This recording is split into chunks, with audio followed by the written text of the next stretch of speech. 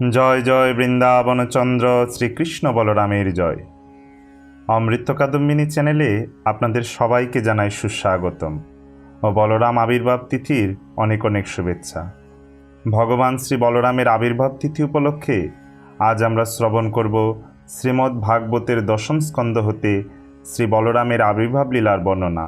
তাই সবাইকে মনোযোগ সহকারে শ্রবণ করার অনুরোধ রইল, কারণ ভগবান গীতায় বলেছেন, জন্ম কর্ম চ মে দিব্যমেবম ইয়ো বেতি তত্ততঃ তত্তা দেহম পুনর্জন্ম নৈতি মামেতি সুহর্জন।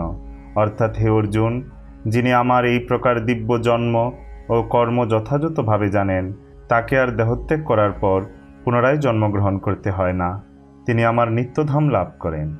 তাই আসুন আমরা শ্রদ্ধা সহকারে ভগবান শ্রী বলরামের আবির্ভাব লীলা শ্রবণ করি আর নিত্যধামের উদ্দেশ্যে যাত্রা করি। তার আগে এই অমৃত কাদম্বিনী চ্যানেলটি এখনও যারা সাবস্ক্রাইব করেননি তারা এখনই সাবস্ক্রাইব করুন আর নিত্য ভগবানের বিবিধ লীলাবিলাসের কথা শ্রবণ করুন।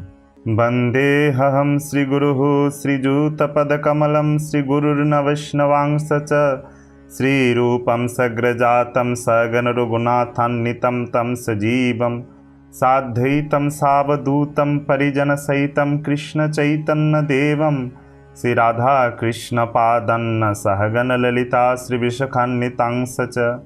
এই লীলা কথা উচ্চারণ করার পূর্বে আমি শ্রী গুরুদেবের পাদপদ্মে ও সমস্ত বৈষ্ণববৃন্দের শ্রীচরণে আমার সশ্রদ্ধ প্রণতি নিবেদন করি। আমি শ্রী রূপ গোস্বামী, তার অগ্রজ শ্রী সনাতন গোস্বামী, শ্রী রঘুনাথ দাস, শ্রী রঘুনাথ ভট্ট, শ্রী গোপাল ভট্ট ও শ্রীলজীব গোস্বামীর চরণ কমলে আমার সশ্রদ্ধ প্রণতি নিবেদন করি। আমি শ্রীকৃষ্ণ চৈতন্য, শ্রী নিত্যানন্দ, শ্রী অদ্বৈত আচার্য, শ্রী গদাধর, শ্রীবাস এবং অন্যান্য পার্শ্বদবৃন্দের পাদপদ্মে আমার সশ্রদ্ধ প্রণতি নিবেদন করি। আমি শ্রীমতী ললিতা ও বিশাখাসহ শ্রীমতী রাধারানী ও শ্রীকৃষ্ণের চরণ কমলে আমার সশ্রদ্ধ প্রণতি নিবেদন করি। এবং যে সমস্ত শ্রোতাবৃন্দ এই লীলাকথা শ্রবণ করছেন তাদের উদ্দেশ্যেও আমি আমার সশ্রদ্ধ প্রণতি নিবেদন করি। শ্রী বলরামের আবির্ভাব প্রসঙ্গে শ্রীমদ্ ভাগবতের দশম স্কন্ধের দ্বিতীয় অধ্যায়ের প্রথম থেকে পঞ্চদশতম শ্লোকে বর্ণিত হয়েছে। সেই সম্পূর্ণ বর্ণনাই এখানে তাৎপর্যসহ উপস্থাপিত হল। ওম নমো ভগবতে বাসুদেবায়। শ্রীমদ্ ভাগবতের দশম স্কন্ধের দ্বিতীয় অধ্যায়ের প্রথম ও দ্বিতীয় শ্লোক। শ্রী শুক উবাচ প্রলম্ববক চানুর তৃণাবর্ত মহাশনৈঃ মুষ্টিকারিষ্ট দ্বিবিধ পুতনা কেশী ধেনুকৈঃ অন্যশ্চাশূর ভূপালৈরান ভৌমাধিবীর্যুতঃ যদূনম কদনম চক্রে বলিমাগধ সংশ্রয়ঃ। অনুবাদ: শ্রীল সুখদেব গোস্বামী বললেন, মগধ রাজা জরাসন্ধের আশ্রয়ে এবং প্রলম্ব, বক, চানুর, তৃণাবর্ত, অগাসুর, মুষ্টিক, অরিষ্ট, দ্বিবিদ, পুতনা, কেশী, ধেনুক, বাণ, নরকাসুর এবং অন্যান্য অসুর ভূপতিদের সহায়তায় পরাক্রমশালী কংস যদুবংশীয় রাজাদের উৎপীড়ন করতে আরম্ভ করেছিল। তাৎপর্য: এই শ্লোকটি ভগবদ্গীতায় ভগবানের বাণী সমর্থন করে। যদা যদা হি ধর্মস্য গ্লানির্ভবতি ভারত অভ্যুত্থানাম ধর্মস্য তদাত্মনম সৃজাম্যহম পরিত্রাণায় সাধূনাম বিনাশায় চ দুষ্কৃতম ধর্ম সংস্থাপনার্থায় সম্ভাবামি যুগে যুগে। হে ভারত, যখনই ধর্মের অধঃপতন হয় এবং অধর্মের অভ্যুত্থান হয়, তখন আমি নিজেকে প্রকাশ করে অবতীর্ণ হই। সাধুদের পরিত্রাণ ও দুষ্কৃতকারীদের বিনাশের নিমিত্ত এবং ধর্ম সংস্থাপনের জন্য আমি যুগে যুগে অবতীর্ণ হই। সকলকে ভগবদ্ধামে ফিরে যাওয়ার সুযোগ দেওয়ার জন্য ভগবান এই জড়জগৎ পালন করেন। কিন্তু রাজা এবং রাজনৈতিক নেতারা দুর্ভাগ্যবশত ভগবানের সেই উদ্দেশ্যে বাধা দেওয়ার চেষ্টা করে এবং তাই সব কিছু ঠিক করার জন্য ভগবান স্বয়ং অথবা তার অংশসহ আবির্ভূত হন। তাই বলা হয়েছে, গর্ভম সঞ্জার্য রোহিণাম দেবকা যোগমায়য়া তস্যাহ কুঙ্খিং গতঃ কৃষ্ণ দ্বিতীয় বিবুধৈঃ স্তুতঃ। যোগমায়ার দ্বারা বলদেবের রোহিণীর গর্ভে স্থানান্তরিত হওয়ার পর শ্রীকৃষ্ণ দেবকীর গর্ভে আবির্ভূত হয়েছিলেন। যদুবিহি স বৈরুদ্ধত। যদুবংশীয় রাজারা সকলেই ছিলেন ভগবানের ভক্ত, কিন্তু শাল্ব আদি বহু শক্তিশালী অসুরেরা তাদের উৎপীড়ন করতে শুরু করে। তখন কংসের শ্বশুর জরাসন্ধ অত্যন্ত পরাক্রমশালী ছিল এবং তাই কংস তার আশ্রয় অবলম্বন করে এবং অসুরদের সহায়তায় যদুদের উৎপীড়ন করতে শুরু করেছিল।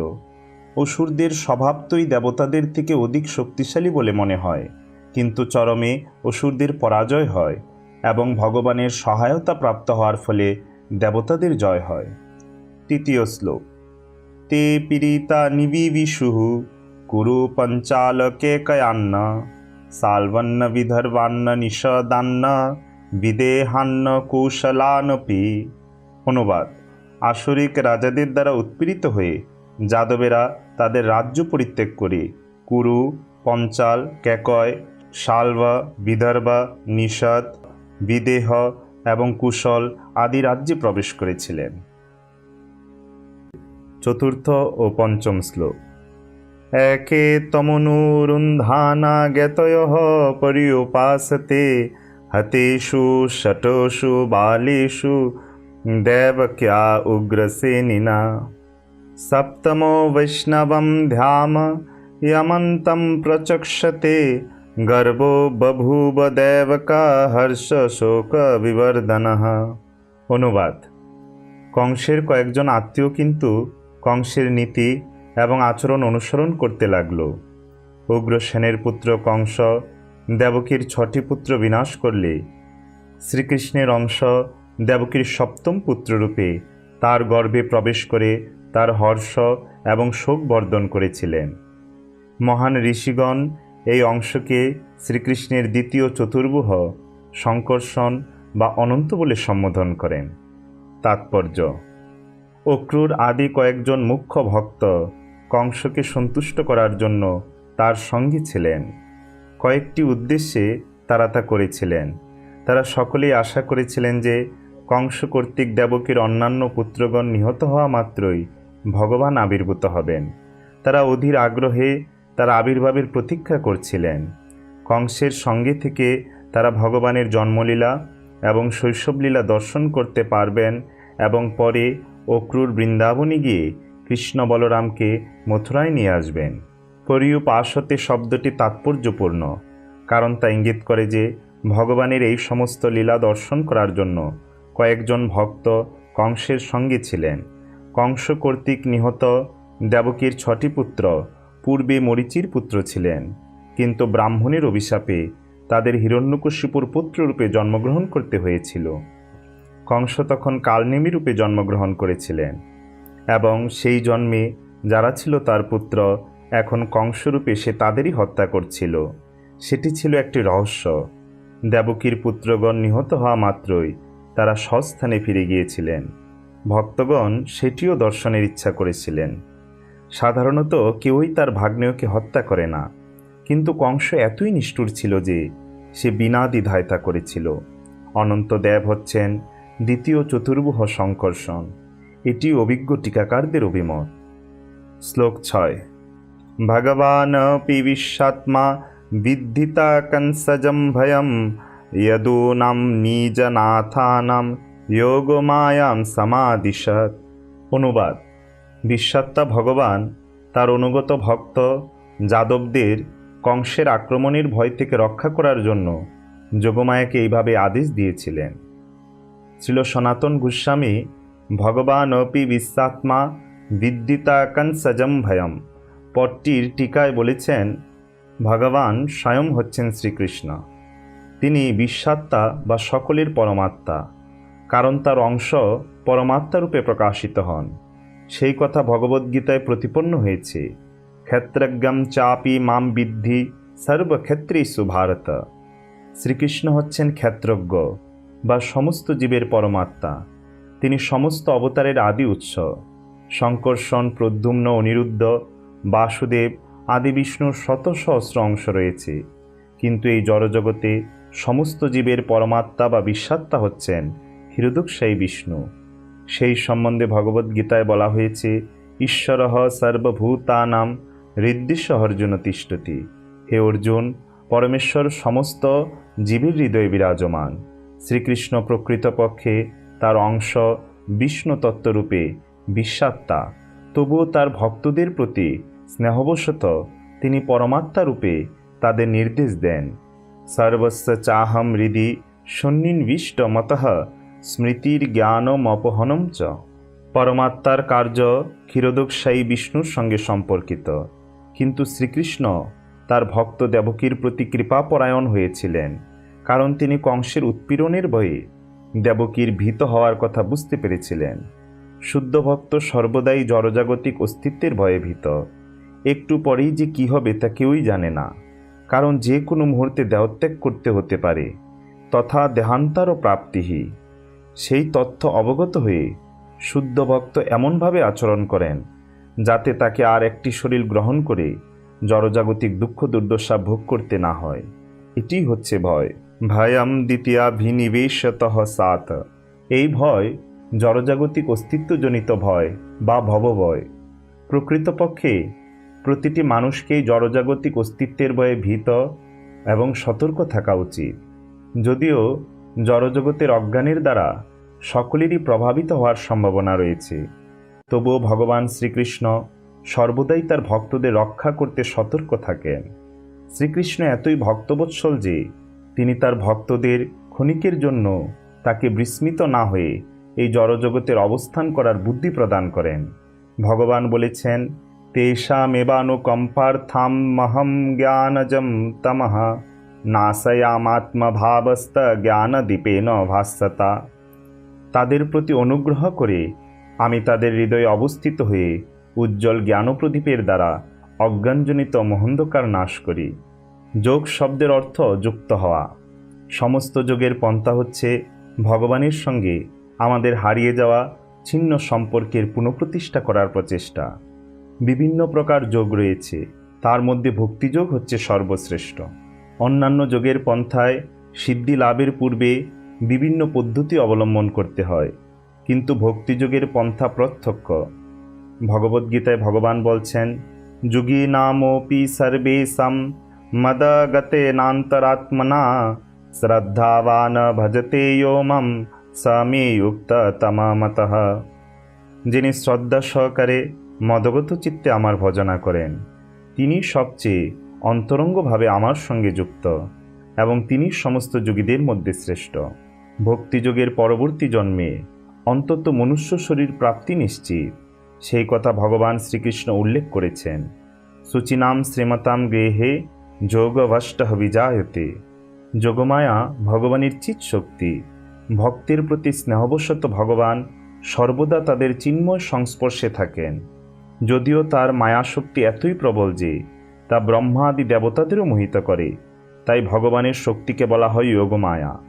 ভগবান যেহেতু বিশ্বাত্মা, তাই তিনি দেবকীকে রক্ষা করার জন্য যোগমায়াকে আদেশ দিয়েছিলেন। শ্লোক 7। গচ্ছ দেবী ব্রজম ভদ্রে গোপ গোভীরলঙ্কৃতম রোহিণী বসুদেবস্য ভারিয়াস্তে নন্দ গোকুলে অনন্যাশ্চ কংস সন্বিঘ্না বিভরেষু বসন্তিঃ। অনুবাদ। ভগবান যোগমায়াকে আদেশ দিলেন, হে সমগ্র জগতের পূজ্যনিয়া এবং সমস্ত জীবের মঙ্গল বিধানকারী, তুমি ব্রজে যাও, যেখানে বহু গোপ এবং গোপীগণ বাস করেন। সেই অতি মনোরম স্থানে যেখানে বহু গাভী বাস করে, সেখানে বসুদেবের পত্নী রোহিণী নন্দ মহারাজের গৃহে অবস্থান করছেন। তাই বসুদেবের অন্য পত্নীগণও কংসের ভয়ে অজ্ঞাতসারে সেখানে বাস করছেন। তুমি সেখানে যাও। তাৎপর্য: মহারাজ নন্দের বাসস্থান নন্দগোকুল এক অত্যন্ত সুন্দর স্থান, এবং ভগবান যখন যোগমায়াকে সেখানে গিয়ে ভক্তদের অভয় প্রদান করার আদেশ দিয়েছিলেন, তখন সেই স্থান আরও সুন্দর এবং সুরক্ষিত হয়ে উঠেছিল। যোগমায়ার যেহেতু এই প্রকার পরিবেশ সৃষ্টি করার ক্ষমতা রয়েছে, তাই ভগবান তাকে নন্দগোকুলে যাওয়ার আদেশ দিয়েছিলেন। 8ম শ্লোক। দেবক্যা জঠরে গর্ভম শেষক্যম ধাম মাম্মকম তৎসন্নিকৃষ্যরুহিণা উদরে সন্নিবেশয়া। অনুবাদ: দেবকীর গর্ভে সংকর্ষণ বা শেষ নামক আমার অংশ বিরাজ করছেন, অক্লেশে তাকে রোহিণীর গর্ভে স্থানান্তরিত করো। তাৎপর্য: শ্রীকৃষ্ণের প্রথম অংশ বলদেব, তিনি শেষ নামেও পরিচিত। ভগবানের এই শেষ অবতার সমগ্র ব্রহ্মাণ্ডকে ধারণ করেন এবং এই অবতারের শাশ্বত মাতা হচ্ছেন রোহিণী। ভগবান যোগমায়াকে বলেছিলেন, যেহেতু আমি দেবকীর গর্ভে যাচ্ছি, তাই আমার অবস্থানের উপযুক্ত আয়োজন করার জন্য শেষ অবতার ইতিমধ্যেই সেখানে গেছেন। এখন তিনি তার শাশ্বত মাতা রোহিণীর গর্ভে প্রবেশ করুন। এই প্রসঙ্গে কেউ প্রশ্ন করতে পারে যে, চিন্ময় স্থিতিতে যিনি নিত্য বিরাজ করেন, সেই ভগবান কিভাবে দেবকীর গর্ভে প্রবেশ করেছিলেন, যেখানে পূর্বে স্বরগর্ভ নামক 6টি অসুর প্রবেশ করেছিল? তার অর্থ কি স্বরগর্ভাসুরেরা ভগবানের চিন্ময় শরীরের সমকক্ষ ছিল? তার উত্তর ছিল বিশ্বনাথ চক্রবর্তী ঠাকুর এইভাবে দিয়েছেন: সমগ্র সৃষ্টি এবং তার বেশটি অংশ ভগবানের শক্তির বিস্তার, তাই ভগবান জড়জগতে প্রবেশ করলেও তিনি প্রবেশ করেন না। সেই কথা ভগবান স্বয়ং ভগবদ্গীতায় বিশ্লেষণ করেছেন। মায়া তৎমিদম সর্বম জগদ্ব্যক্ত মূর্তিনা মতস্থানি সর্বভূতানি ন চাহম তেষু অবস্থিতঃ ন চাহম তেষু অবস্থিতঃ ন চ মতস্থানি ভূতানি পশ্য মে যোগমৈশ্বরম ভূতভৃন্নশ্চ ভূতস্থ মমাত্মা ভূতভাবনঃ। অব্যক্তরূপে আমি সমস্ত জগতে ব্যাপ্ত আছি, সমস্ত জীব আমাতেই অবস্থিত, কিন্তু আমি তাতে অবস্থিত নই। যদিও সব কিছু আমারই সৃষ্ট, তবুও তারা আমাতে অবস্থিত নয়। আমার যোগৈশ্বর্য দর্শন করো। যদিও আমি সমস্ত জীবের ধারক এবং যদিও আমি সর্বব্যাপ্ত, তবুও আমি সমস্ত সৃষ্টির উৎস। সর্বম খলিদম ব্রহ্ম, সব কিছুই ব্রহ্ম বা পরমেশ্বর ভগবানের বিস্তার। তবুও সব কিছু ভগবান নন এবং তিনি সর্বত্র উপস্থিত নন। সব কিছুই তার উপর আশ্রয় করে বিরাজ করে, তবুও তার উপর আশ্রিত নয়। এই তথ্য কেবল অচিন্ত ভেদাভেদ দর্শনের মাধ্যমে বিশ্লেষণ করা যায়, কিন্তু শুদ্ধ ভক্ত না হলে এই সত্য হৃদয়ঙ্গম করা সম্ভব নয়। কারণ ভগবদ্গীতায় ভগবান বলছেন, ভক্তা মামভিজানাতি ইয়াবান্য ইয়াশ্চাস্মি তত্ত্বতঃ। ভক্তির দ্বারাই কেবল ভগবানকে হৃদয়ঙ্গম করা যায়। সাধারণ মানুষেরা যদিও ভগবানকে জানতে পারে না, তবুও শাস্ত্রের বাণীর মাধ্যমে এই তত্ত্ব হৃদয়ঙ্গম করতে পারে। শুদ্ধ ভক্ত ভগবত ভক্তির 9টি বিধি শ্রবণম কীর্তনম বিষ্ণু স্মরণম পাদ সেবনম অর্চনম বন্ধনম দাস্য সক্ষম আত্মনিবেদনম সম্পাদন করার ফলে সর্বদা চিন্ময়স্তরে অধিষ্ঠিত থাকেন। এইভাবে ভগবত ভক্তিতে অধিষ্ঠিত হয়ে ভক্ত জড়জগতে থাকা সত্ত্বেও জড়জগতে থাকেন না। তা সত্ত্বেও ভক্ত সর্বদা ভীত থাকেন। যেহেতু আমি জড়জগতের সংস্পর্শে রয়েছি, সেই জন্য কত কুলুষ আমাকে প্রভাবিত করছে, তাই তিনি সর্বদা ভয়ে সতর্ক থাকেন এবং তার ফলে তার জড় বিষয়ের সঙ্গ হ্রাস পেতে থাকে। প্রতীকরূপে কংস থেকে মা দেবকীর সর্বক্ষণ ভয় তাকে পবিত্র করছিল। শুদ্ধ ভক্তের সর্বদাই জড় বিষয়ের সঙ্গের ভয়ে ভীত থাকা উচিত এবং তার ফলে জড় বিষয়ের সঙ্গরূপ সমস্ত অসুরেরা নিহত হবে, ঠিক যেভাবে কংস কর্তৃক স্বরগর্ভাসুরেরা নিহত হয়েছিল। বলা হয় যে মন থেকে মরীচির আবির্ভাব হয়, অর্থাৎ মরীচি হচ্ছে মনের অবতার। মনের 6টি পুত্র কাম, ক্রোধ, লোভ, মোহ, মদ এবং মাৎসর্য। শুদ্ধ ভক্তি থেকে ভগবান প্রকট হন। বেদে প্রতিপন্ন হয়েছে ভক্তিরেবৈনম দর্শয়তি, ভক্তি কেবল জীবকে ভগবানের সান্নিধ্যে নিয়ে আসতে পারে। ভগবান দেবকীর গর্ভে আবির্ভূত হয়েছিলেন এবং তাই দেবকী ভক্তির প্রতীক আর কংস জড়জাগতিক ভয়ের প্রতীক। শুদ্ধ ভক্ত যখন সর্বদা জড়বিষয়ের সঙ্গের ভয়ে ভীত থাকেন, তখন ভক্তি প্রকাশিত হয় এবং তিনি স্বভাবতই জড় বিষয়ভোগের প্রতি নিষ্ক্রিয় হন। মরীচির 6 পুত্র যখন এই প্রকার ভয় কর্তৃক বিনষ্ট হয় এবং কারো যখন জড় কুলুষ থেকে মুক্তিলাভ হয়, তখন ভক্তির গর্ভে ভগবানের আবির্ভাব হয়। দেবকীর সপ্তম গর্ভ ভগবানের আবির্ভাব ইঙ্গিত করে। কাম, ক্রোধ, লোভ, মোহ, মদ এবং মাৎসর্যরূপী 6 পুত্রের বিনাশের পর ভগবানের আবির্ভাবের উপযুক্ত আয়োজন করার জন্য শেষ অবতারের আবির্ভাব হয়। অর্থাৎ হৃদয়ে যখন স্বাভাবিক কৃষ্ণ চেতনা জাগরিত হয়, তখন ভগবান শ্রীকৃষ্ণ প্রকট হন। শ্রীল বিশ্বনাথ চক্রবর্তী ঠাকুর এই ব্যাখ্যা করেছেন। নবম শ্লোক। यथाह मन्सभागेन देवकाः पुत्रात्तं शुभे प्रपश्यामि त्वं यशोदायां नन्दपत्नां भविष्यसि। অনুবাদ। হে সর্বমঙ্গলময়ী যোগমায়া, আমি তখন আমার পূর্ণ সরৈশ্বর্য সহ দেবকীর পুত্ররূপে আবির্ভূত হব এবং তুমিও নন্দ মহারাজের মহারানী মা যশোদার কন্যারূপে আবির্ভূত হবে। তাৎপর্য।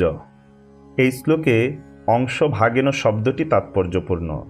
ভগবদ্গীতায় ভগবান বলছেন, অথবা বহু নৈতেন কিং জ্ঞাতেন তবার্জুন বিষ্টবাহ মিদম কৃতস্না মেকাংশেন স্থিত জগত। হে অর্জুন, অধিকার কি বলবো? এই মাত্র জেনে রাখো যে আমি আমার এক অংশের দ্বারা সমগ্র জগতে ব্যাপ্ত হয়ে রয়েছি। সব কিছুই ভগবানের শক্তির এক অংশরূপে অবস্থিত। দেবকীর গর্ভে ভগবান শ্রীকৃষ্ণের আবির্ভাব সম্পর্কে ব্রহ্মাও অংশগ্রহণ করেছিলেন, কারণ ক্ষীর সমুদ্রের তীরে গিয়ে তিনি ভগবানকে আবির্ভূত হওয়ার জন্য অনুরোধ করেছিলেন। ভগবানের প্রথম অংশ বলদেবও একটি বিশেষ ভূমিকা অবলম্বন করেছিলেন। তেমনি যোগমায়াও মা যশোদার কন্যারূপে আবির্ভূত হয়ে অংশগ্রহণ করেছিলেন। এইভাবে জীবতত্ত্ব, বিষ্ণুতত্ত্ব এবং শক্তিতত্ত্ব সবই ভগবানের সন্নিবিষ্ট, এবং শ্রীকৃষ্ণ যখন আবির্ভূত হন তখন তিনি তার সমস্ত অংশসহ আবির্ভূত হন। পূর্ববর্তী শ্লোকে বিশ্লেষণ করা হয়েছে যে যোগমায়াকে দেবকীর গর্ভ থেকে রোহিণীর গর্ভে শঙ্কর্ষণ বা বলরামকে আকর্ষণ করার জন্য নির্দেশ দেওয়া হয়েছিল, এবং সেটি ছিল তার পক্ষে এক অত্যন্ত ভারী কার্য। যোগমায়া স্বাভাবিকভাবেই বুঝে উঠতে পারেননি কিভাবে তার পক্ষে শঙ্কর্ষণকে আকর্ষণ করা সম্ভব। তাই শ্রীকৃষ্ণ তাকে শুভে বলে সম্বোধন করে বলেছিলেন, তোমার কল্যাণ হোক, তুমি আমার থেকে শক্তি সংগ্রহ করো এবং তার ফলে তুমি তা করতে সক্ষম হবে। ভগবানের কৃপায় যে কোনো ব্যক্তির পক্ষে যে কোনো কার্য করা সম্ভব, কারণ সব কিছুই ভগবানের বিভিন্ন অংশ হওয়ার ফলে ভগবান সব কিছুতেই বিরাজমান এবং তার পরম ইচ্ছার প্রভাবে হ্রাস অথবা বৃদ্ধিপ্রাপ্ত হয়। বলরাম শ্রীকৃষ্ণ থেকে মাত্র 15 দিনের বড়। শ্রীকৃষ্ণের কৃপায় যোগমায়া বা যশোদার কন্যা হয়েছিল, কিন্তু ভগবানের পরম ইচ্ছার প্রভাবে তিনি তার পিতা এবং মাতার বাৎসল্য স্নেহ উপভোগ করতে পারেননি। শ্রীকৃষ্ণ কিন্তু মা যশোদার গর্ভ থেকে প্রকৃতপক্ষে জন্মগ্রহণ না করলেও মা যশোদা এবং নন্দ মহারাজের বাৎসল্য স্নেহ উপভোগ করেছিলেন। শ্রীকৃষ্ণের আশীর্বাদে যোগমায়া মা যশোদার কন্যা হওয়ার গৌরব প্রাপ্ত হয়েছিলেন এবং শ্রীকৃষ্ণের আশীর্বাদে যশ লাভ করেছিলেন। যশোদা শব্দের অর্থ যশ প্রদানকারিণী। দশম শ্লোক। উচ্চীষন্তি মনুষ্যাস্তাম সর্বকামবরেশ্বরীম। উচ্চীষন্তি মনুষ্যাস্তাম সর্বকামবরেশ্বরীম ধূপপহারবলিভিঃ সর্বকামবরপ্রদাম। অনুবাদ। সকলের জড়বাসনা পূর্ণ করতে তোমার ক্ষমতা সর্বশ্রেষ্ঠ বলে সাধারণ মানুষ পশুবলির দ্বারা এবং বিবিধ উপকরণের দ্বারা মহা সমারোহে তোমার পূজা করবে। তাৎপর্য। ভগবদ্গীতায় বলা হয়েছে, কামস্তে ঋতজ্ঞানাঃ প্রপদ্যন্তে হন্য দেবতাঃ। জড় বাসনার দ্বারা যাদের মন বিকৃত হয়েছে তারা দেবতাদের শরণাগত হয়। তাই মনুষ্য শব্দে এখানে তাদের ইঙ্গিত করা হয়েছে যারা জীবনের প্রকৃত উদ্দেশ্য সম্বন্ধে অবগত নয়। এই প্রকার মানুষেরা বিদ্যা, সৌন্দর্য, ঐশ্বর্য আদি জড়জগতের বস্তু ভোগ করার জন্য উচ্চকুলে জন্মগ্রহণ করতে চায়। যারা জীবনের প্রকৃত লক্ষ্য বিস্মৃত হয়েছে তারাই বিভিন্ন উদ্দেশ্য সাধনের জন্য বিভিন্ন স্থানে বিভিন্ন নামে মায়াশক্তি দুর্গাদেবীর পূজা করে। শ্রীকৃষ্ণের আরাধনার জন্য যেমন বিভিন্ন ধাম রয়েছে, তেমনি যশোদার কন্যারূপে জন্মগ্রহণকারী দুর্গাদেবী বা মায়াদেবীর পূজার জন্য ভারতবর্ষে বহু তীর্থস্থান রয়েছে। কংসকে প্রতারণা করে মায়াদেবী সাধারণ মানুষের নিয়মিত পূজা গ্রহণের জন্য বিভিন্ন স্থানে, বিশেষ করে বিন্ধ্যাচলে নিজেকে বিস্তার করেছিলেন। মানুষের প্রকৃত কর্তব্য আত্মতত্ত্ব বা আত্মা এবং পরমাত্মাকে উপলব্ধি করার চেষ্টা করা। যারা আত্মতত্ত্ব লাভে আগ্রহী তারা ভগবানের আরাধনা করেন। কিন্তু এই শ্লোকের পরবর্তী অধ্যায়ে বিশ্লেষণ করা হয়েছে যে যারা আত্মতত্ত্ব হৃদয়ঙ্গম করতে পারে না তারা বিভিন্ন রূপে যোগমায়ার পূজা করে। তাই শ্রীমদ্ ভাগবতে বলা হয়েছে, শ্রুতব্যাদীনি রাজেন্দ্র নীনাম সন্তি সহস্রশঃ আপশ্যতামাত্ম তত্ত্বম গৃহেষু গৃহমেদিনাম। হে রাজশ্রেষ্ঠ, আত্মতত্ত্ব জ্ঞান আলোচনায় উদাসীন বিষয়াসক্ত গৃহমেদীদের অসংখ্য শ্রবণীয়, কীর্তনীয় এবং স্মরণীয় বিষয়সমূহ আছে। যারা এই জগতে থাকতে চায় এবং যাদের আধ্যাত্মিক উন্নতি সাধনে আগ্রহ নেই তাদের বহু কর্তব্য রয়েছে। কিন্তু যারা আধ্যাত্মিক উন্নতি সাধনে আগ্রহী তাদের একমাত্র কর্তব্য হচ্ছে সর্বত্রভাবে শ্রীকৃষ্ণের শরণাগত হওয়া। সর্বধর্মানাম পরিত্যজ্য মামেকম শরণম ব্রজ। এই প্রকার ব্যক্তিরা জড় সুখভোগে আগ্রহী নন। একাদশ ও দ্বাদশ শ্লোক। নামধ্যানি কুর্বন্তি স্থানানি চ নরা ভুবি দুর্গেতি ভদ্রকালীতি বিজয়া বৈষ্ণবীতি চ কুমুদা চণ্ডিকা কৃষ্ণা মাধবী কন্নকেতি চ মায়া নারায়ণী শানি শারদেত্তম্ভিকেতি চ। অনুবাদ: ভগবান শ্রীকৃষ্ণ মায়াদেবীকে এই বলে আশীর্বাদ করেছিলেন, পৃথিবীতে মানুষেরা বিভিন্ন স্থানে তোমার দুর্গা, ভদ্রকালী, বিজয়া, বৈষ্ণবী, কুমুদা, চণ্ডিকা, কৃষ্ণা, মাধবী, কন্নকা, মায়া, নারায়ণী, ঈশানী, শারদা, অম্বিকা প্রভৃতি নামকরণ করবে। তাৎপর্য: যেহেতু শ্রীকৃষ্ণ এবং তার শক্তি একই সঙ্গে আবির্ভূত হয়েছিলেন তাই মানুষদের মধ্যে দুটি সম্প্রদায়ের সৃষ্টি হয়েছে, শাক্ত এবং বৈষ্ণব, এবং কখনো কখনো তাদের মধ্যে প্রতিদ্বন্দ্বিতা হয়। মূলত যারা জড় সুখভোগের প্রতি আগ্রহশীল তারা শাক্ত, এবং যারা আধ্যাত্মিক উন্নতি সাধন করে চিৎজগতে উন্নীত হতে আগ্রহশীল তারা বৈষ্ণব। যেহেতু মানুষেরা সাধারণত জড় সুখভোগের প্রতি আগ্রহী তাই তারা ভগবানের শক্তি মায়াদেবীর পূজা করে। বৈষ্ণবেরা কিন্তু শুদ্ধ শাক্ত বা শুদ্ধ ভক্ত, কারণ হরে কৃষ্ণ মহামন্ত্রের মাধ্যমে ভগবানের শক্তি হরার পূজা হয়।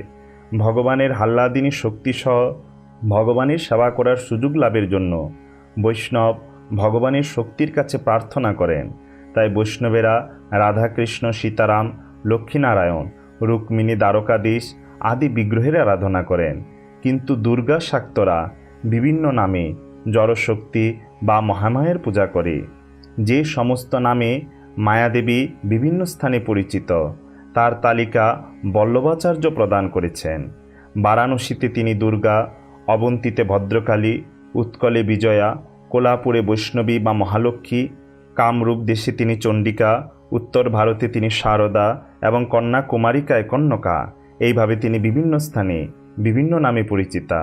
শ্রীল বিজয়ধ্বজ তীর্থপাদ তার পদরত্নাবলী টিকায় মায়াদেবীর এই সমস্ত নামের বিভিন্ন অর্থ বিশ্লেষণ করেছেন। মায়া দুরতিক্রম্মা বলে দুর্গা, মঙ্গলময়ী বলে ভদ্রা, নীলবর্ণ বিশিষ্ট বলে কালী, সর্বদিক বিজয়িনী বলে বিজয়া, বিষ্ণু শক্তি বলে বৈষ্ণবী, ভূমণ্ডলে আনন্দ বিলাস করেন বলে কুমুদা, শত্রুদের প্রতি অত্যন্ত ক্রোধ করেন বলে চণ্ডিকা এবং সর্বপ্রকার জড়সুখভোগের সুযোগ প্রদান করেন বলে তিনি কৃষ্ণা। এইভাবে মহামায়া পৃথিবীতে বিভিন্ন স্থানে বিভিন্ন নামে অবস্থিতা। ত্রয়োদশতম শ্লোক। গর্ব সংকর্ষণাততম বৈপ্রাহুহ সংকর্ষণম ভুবি রামেতি লোকরমন্যাদ্য বলভদ্রম বলশ্চ শ্রয়াত। অনুবাদ: দেবকীর গর্ভ থেকে রোহিণীর গর্ভে আকৃষ্ট হওয়ার ফলে রোহিণী নন্দন সংকর্ষণ নামে অভিহিত হবেন। গোকুলবাসী লোকসমূহের আনন্দ বিধান করার জন্য রাম এবং তার অমিত বলের জন্য তিনি বলভদ্র নামে কীর্তিত হবেন। তাৎপর্য: বলরামের সংকর্ষণ, বলরাম অথবা কখনো কখনো রাম নামে অভিহিত হওয়ার এগুলি কয়েকটি কারণ। হরে কৃষ্ণ কৃষ্ণ কৃষ্ণ হরে হরে, হরে রাম রাম রাম হরে হরে। এই মহামন্ত্রে রাম যখন বলরামকে বোঝানো হয় তখন কিছু মানুষ আপত্তি করে, কিন্তু শ্রী রামচন্দ্রের ভক্তেরা আপত্তি করলেও তাদের জেনে রাখা উচিত যে বলরাম বা শ্রীরামচন্দ্রের মধ্যে কোনো পার্থক্য নেই। শ্রীমদ্ ভাগবতের এই শ্লোকে স্পষ্টভাবে উল্লেখ করা হয়েছে যে বলরাম রাম নামে অভিহিত হন। তাই বলরামকে রাম বলে সম্বোধন কোনো কৃত্রিম মনগড়া সম্বোধন নয়। জয়দেব গোস্বামীও 3 রামের কথা বলেছেন, পরশুরাম, রঘুপতি রাম এবং বলরাম, এরা 3 জনই রাম। 14তম শ্লোক। সন্দিষ্টৈবং ভগবতা তথেত্বমিতি তদ্বচঃ প্রতিগৃহ পরিক্রমজ্ঞাম গতা তথা করোত। অনুবাদ: ভগবানের দ্বারা এইভাবে আদিষ্ট হয়ে যোগমায়া তৎক্ষণাৎ সে আদেশ শিরোধার্য করেছিলেন। ওম উচ্চারণের দ্বারা তিনি যে তার সেই আদেশ পালন করবেন তা প্রতিপন্ন করেছিলেন। তারপর ভগবানকে প্রদক্ষিণ করে তিনি পৃথিবীতে নন্দগোকুল নামক স্থানে গমন করেছিলেন এবং ভগবানের নির্দেশ অনুসারে কার্য করেছিলেন। তাৎপর্য: ভগবানের আদেশ পেয়ে যোগমায়া 2 বার সম্মতি প্রকাশ করেছিলেন। প্রথমে তিনি বলেছিলেন, হা প্রভু, আমি আপনার আদেশ পালন করব, এবং তারপর তিনি বলেছিলেন ওম। শ্রীল বিশ্বনাথ চক্রবর্তী ঠাকুর মন্তব্য করেছেন যে ওম হচ্ছে বেদের সম্মতিসূচক বাক্য।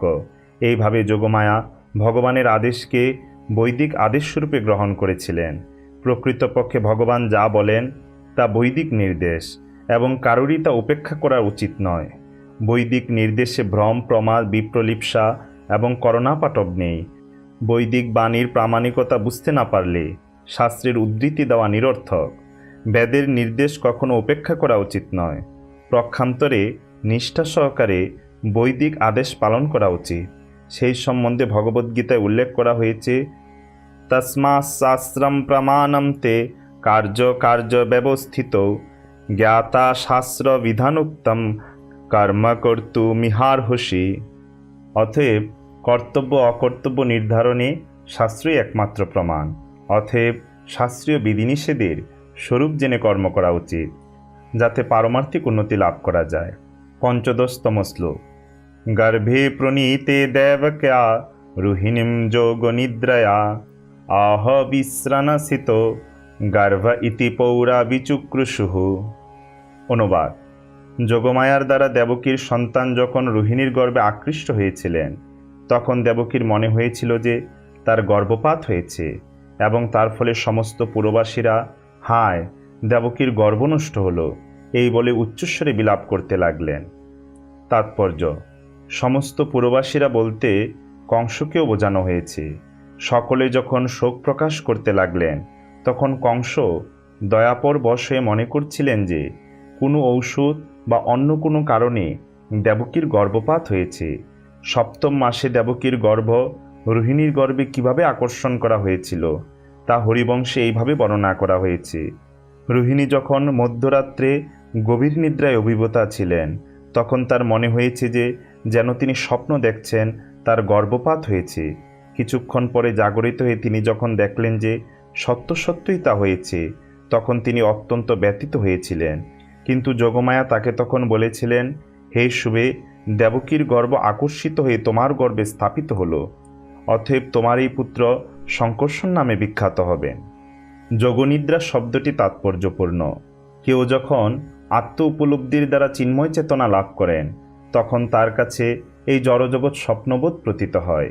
সেই সম্বন্ধে ভগবদ্গীতায় বলা হয়েছে, ইয়া নিশা সর্বভূতানাম তস্যাম জাগর্তি সংযমে ইয়াসাম জাগ্রতি ভূতানি সা নিশা পশ্যত মুনেঃ।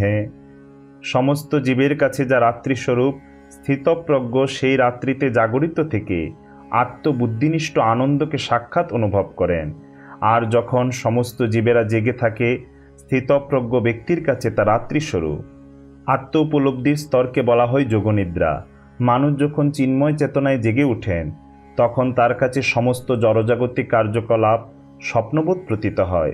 তাই যোগনিদ্রাকে যোগমায়া বলা যেতে পারে। ওম তৎসৎ ইতি শ্রীমদ্ভাগবতে উল্লিখিত ভগবান শ্রী বলরামের আবির্ভাব প্রসঙ্গ সমাপ্ত। ওম যদক্ষরম পরিভ্রষ্টম মাত্রাহীনঞ্চ যদ ভবেৎ পূর্ণম ভবতু তৎসর্বং তৎপ্রসাদাৎ জনার্দনা। আমার উক্ত পাঠে যদি কোনো অক্ষর বা মাত্রা বিবর্তিত থাকে, হে ভগবান, তোমার অনুগ্রহে তা পূর্ণত্ব প্রাপ্ত হোক। শ্রীমদ্ ভাগবতে শ্রী বলরাম আবির্ভাব প্রসঙ্গে এই পর্যন্তই। পরবর্তীতে আমরা শ্রবণ করব শ্রীকৃষ্ণ আবির্ভাব লীলার বর্ণনা। তাই সবাইকে পরবর্তী ভিডিও দেখার আমন্ত্রণ রইল। আসুন সবাই একবার বলি, নমস্তে তু হলগ্রাম, নমস্তে মুশলায়ুধ, নমস্তে রেবতীকান্ত, নমস্তে ভক্তবৎসল, নমস্তে বলিনাম শ্রেষ্ঠ, নমস্তে ধরণীধর, প্রলম্বারে নমস্তে তু ত্রাহি মাম কৃষ্ণ পূর্বজ। হরে কৃষ্ণ কৃষ্ণ কৃষ্ণ হরে হরে, হরে রাম রাম রাম হরে হরে। জয় জয় শ্রবণকারী ভক্তবৃন্দ কি জয়, জয় জয় শ্রী শ্রী কৃষ্ণ বলরামের জয়, জয় জয় নিতাই গৌর হরি হরি হরি, বল বল হরি।